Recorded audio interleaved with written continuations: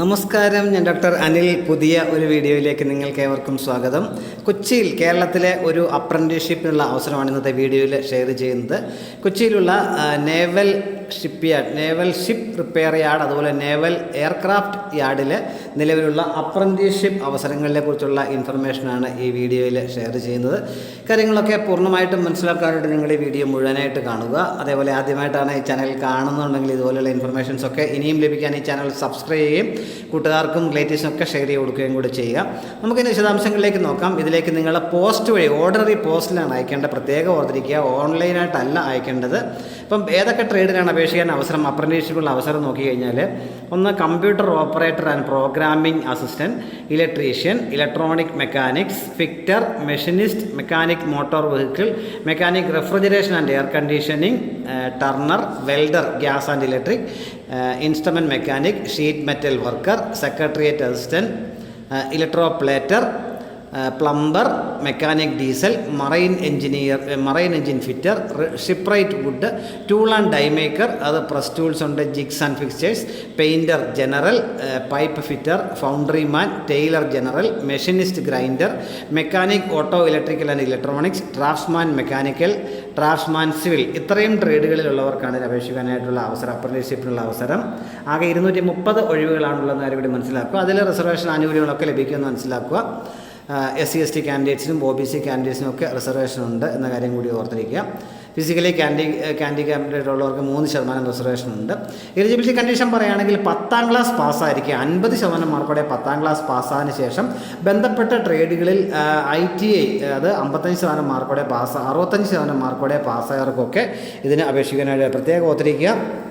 50% മാർക്കോടെ 10ാം ക്ലാസ് പാസ്സായതിനു ശേഷം ബന്ധപ്പെട്ട ട്രേഡിൽ ITI പാസ്സായിരിക്കണം. അതിൽ 65% മാർക്കോടെ ആയിരിക്കണം എന്ന് കാര്യം മനസ്സിലാക്കുക.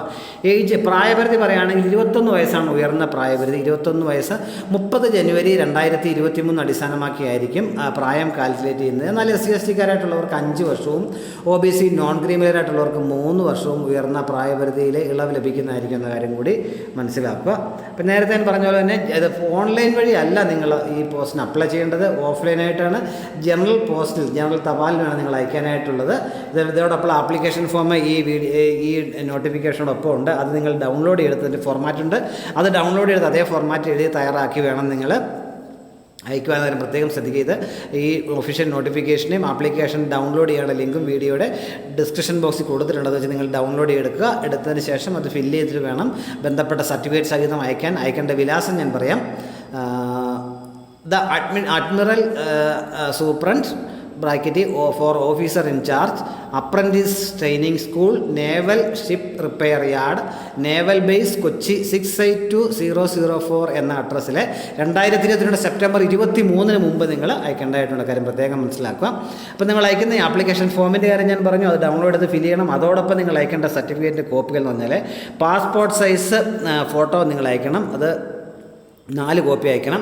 അതേപോലെ SSLC അല്ലെങ്കിൽ 10ാം ക്ലാസ്സിലെ സർട്ടിഫിക്കറ്റിൻ്റെ കോപ്പി, അത് അറ്റസ്റ്റ് ചെയ്തായിരിക്കണം. അതുപോലെ ITI സർട്ടിഫിക്കറ്റ്, NCVT സർട്ടിഫിക്കറ്റിൻ്റെ കോപ്പി, അതുപോലെ റിസർവേഷൻ വേണ്ട ഒരു കമ്മ്യൂണിറ്റി സർട്ടിഫിക്കറ്റിൻ്റെ കോപ്പി, ഇൻകം സർട്ടിഫിക്കറ്റിൻ്റെ കോപ്പി, അതുമായിട്ട് OBC-കാരായിട്ടുള്ളവർ, ഡിസബിലിറ്റി ഉള്ളവരാണ് അതുമായിട്ട് ബന്ധപ്പെട്ട സർട്ടിഫിക്കറ്റിൻ്റെ കോപ്പി. കാര്യം കൂടെ മനസ്സിലാക്കുക. ആർമി, എയർഫോഴ്സിൽ നിന്ന് ആർമിയിൽ റിട്ടയർഡ് മക്കളാണെന്നുള്ള അതിൻ്റെ സർട്ടിഫിക്കറ്റിൻ്റെ കോപ്പി, അതുപോലെ നിങ്ങളുടെ നല്ലൊരു ഗസ്റ്റഡ് ഓഫീസർ സാക്ഷ്യപ്പെടുത്തിയ സ്വഭാവ സർട്ടിഫിക്കറ്റ് കൂടെ അയക്കണം.